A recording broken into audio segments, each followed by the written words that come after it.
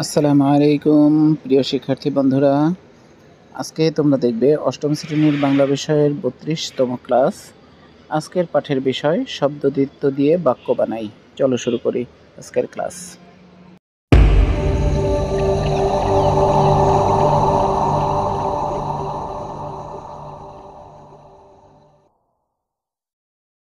শিক্ষার্থী বন্ধুরা, আমরা 32তম ক্লাসে এসে গেছি।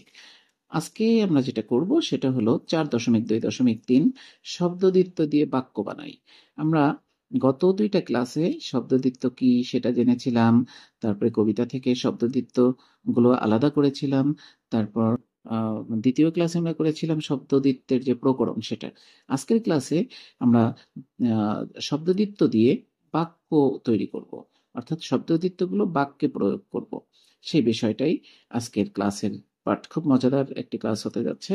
দেখো যে এখানে বলেছে নিচের শব্দদ্বিত্বগুলো ব্যবহার করে বাক্য বানাও যে কোনো 10টি।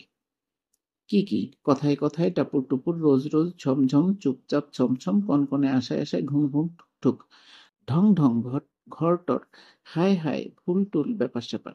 এখানে অনেকগুলো দ্বিত্ব শব্দ দেওয়া আছে, শব্দদ্বিত্ব দেওয়া আছে, তাই না? আমি মাঝে মাঝে দ্বিত্ব শব্দ বলছি, কখনো কখনো শব্দদ্বিত্ব বলছি। আসলে শব্দদ্বিত্ব এবং দ্বিত্ব শব্দ বা দ্বৈত শব্দ একই অর্থ বহন করে। এই জন্য কখনো কখনো উল্টা বলছি শব্দদ্বিত্ব, কখনো বলছি দ্বিত্ব শব্দ। এর মধ্যে কোনো পার্থক্য নেই। যাই হোক, আমরা আমাদের ক্লাসে বাকি অংশ দেখি কি কি বলেছে। এখানে এখানে আমি কিছু কাজ করেছি, তবে এই কাজটা করেছি একটু সময় নিয়ে তোমাদের জন্য, একটু এটাকে ক্লাসটাকে একটু মোর ইন্টারেস্টিং করার জন্য আমি একটু ভিন্ন রকম ভাবে করেছি। এটা পড়লেই তোমরা বুঝতে পারবে। দেখো এখানে আমি লিখেছি, কথায় কথায় আসল কথা গিয়েছি আমি ভুলে। এখানে কিন্তু কথায় কথায় শব্দ দ্বিত্ব শব্দ দ্বিত্বটা ব্যবহার করেছি, দেখেছো? দ্বিত্ব শব্দটা এখানে কি নিয়ে এসেছি। কথায় কথায় আসল কথা গিয়েছি আমি ভুলে। এরপরে 2 নম্বরে আছে, টাপুর টুপুর বৃষ্টি পড়ে লাল নীল ফুলে ফুলে। এখানে কিন্তু দুইটা দ্বিত্ব শব্দ আমি এনেছি, একটা ফুলে ফুলে একটা দ্বিত্ব শব্দ এনেছি, আরো একটা দ্বিত্ব শব্দ আছে টাপুর টুপুর, এটা বইয়ে দেওয়া আছে, এটা আমি নিজে এনেছি। তাহলে এই দুইটা লাইনের মধ্যে দেখো একটা রিদম আছে, একটা ছন্দ আছে। কথায় কথায় আসল কথায় গিয়েছি আমি ভুলে, টাপুর টুপুর বৃষ্টি পড়ে লাল নীল ফুলে ফুলে। যেহেতু বৃষ্টির সিজন এখন, বৃষ্টিটাই আমাদের সবার আগে মাথায় আসে, তাই না?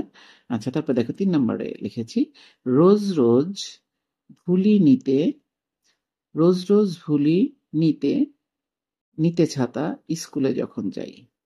তাহলে এখানে রোজ রোজ শব্দটা আমি এনেছি। রোজ রোজ ভুলি নিতে ছাতা স্কুলে যখন যাই। এটা খুব সচরাচর হয়েই থাকে, স্কুলে যাওয়ার সময় ছাতা নিতে ভুলে যাই। তাই ঝমঝম বৃষ্টিতে ভেজার বিকল্প আর নাই। প্রতিদিন আমি ছাতা নিতে ভুলে যাই, আর এই ঝমঝম বৃষ্টিতে ভেজার কোনো বিকল্প থাকে না। এখানেও দেখো একটা শব্দদ্বিত্বের প্রয়োগ করেছি আমি। এরপরে দেখো 5 নম্বরে আছে, চুপচাপ আমি ঘরে ঢুকি মার বকুনির ভয়ে। এখানে চুপচাপ শব্দটা নিয়েছি। তুমি যখন বৃষ্টিতে ভিজে যাও বাসায় ফেরার সময়, তখন চুপচাপ ঘরে ঢোকো, তাই না? যে যাতে করে মা না দেখে। তো সেটা দেখো এখানে লিখেছি, চুপচাপ আমি ঘরে ঢুকি মার বকুনির ভয়ে। 6 নম্বর বাক্যটা দেখো লিখেছি, গা ছমছম করে আমার দেখলো না তো মায়ে। ছমছম, এখানে একটা দ্বিতীয় শব্দ ব্যবহার করেছি। তাহলে আমরা 5 নম্বরে বলেছিলাম, চুপচাপ আমি ঘরে ঢুকি মার বকুনির ভয়ে, গা ছমছম করে আমার দেখলো না তো মায়ে। মানে মা আবার দেখে ফেললেন নাকি, সেই ভয়ে কি হয়, আমার গা ছমছম করে। এরপরে 7 নাম্বার বাক্যটা দেখো লিখেছি, বৃষ্টি ভেজা কনকনে শীত, ঠক ঠক ঠক কাঁপি। বৃষ্টি ভেজা কনকনে, এখানে দেখো একটা দ্বিতীয় শব্দ ব্যবহার করেছি। ঠক ঠক ঠক, এটা বইয়ে দেওয়া আছে, ঠক ঠক এটাও আমি ব্যবহার করেছি। শুধু রিদমের জন্য আমি তৃতীয়বার নিয়ে এসেছি শব্দটা। বৃষ্টি ভেজা কনকনে শীত, ঠক ঠক ঠক কাঁপি। তারপরে স্নানাগারে গরম জলের আশায় আশায় থাকি। অর্থাৎ যারা শহরে বাস করো তোমরা, কি হয় স্নানাগারে আবার গরম জল থাকে, তাই না? ঠান্ডার মধ্যে গরম জলে শাওয়ার সেরে গোসল করা, এই জন্য গরম জলের আশায় থাকো, যেহেতু তোমার অনেক ঠান্ডা লেগেছে, ঠান্ডা লাগছে। সেই বাক্যটা এখানে এসেছে যে বৃষ্টি ভেজা কনকনে শীত, ঠক ঠক ঠক কাঁপি, স্নানাগারের গরম জলের আশায় আশায় থাকি। এখানেও দেখো আমি শব্দদ্বিত্ব ব্যবহার করেছি আশায় আশায়, যেটা বইয়ে আছে। তারপরে বলেছি যে খাবার পরে ঘুম ঘুম চোখে বা ঘুম ঘুম চোখ, শব্দদ্বিত্ব ব্যবহার করেছি। বিছানাতে যাই, গেটে ঢং ঢং ঘন্টা বাজে, ঘুমিয়েও শান্তি নেই। এখানেও দেখো একটা দ্বিত্ব শব্দ আমি ব্যবহার করেছি। তার মানে আমি এই পুরো লেখাটার মধ্যে একটা রিদম আনার চেষ্টা করেছি। একটা কবিতার মতো তোমরাও তো কবিতা লিখতে পারো, এবং আমাদের এই পাঠের মধ্যে কবিতা লেখার প্র্যাকটিস আছে, সামনেও আছে। তো আমি সেটা দিয়ে তোমাদের এই শব্দদ্বিত্বর প্রয়োগটাকে একটু মজাদার করার চেষ্টা করেছি। তো হ্যাঁ, এটাই ছিল আজকের মতো ক্লাস। আজকের এই ক্লাস, ছোট্ট ক্লাসটা, এই ক্লাসটা কেমন লেগেছে তোমরা অবশ্যই কমেন্টসে জানাবে।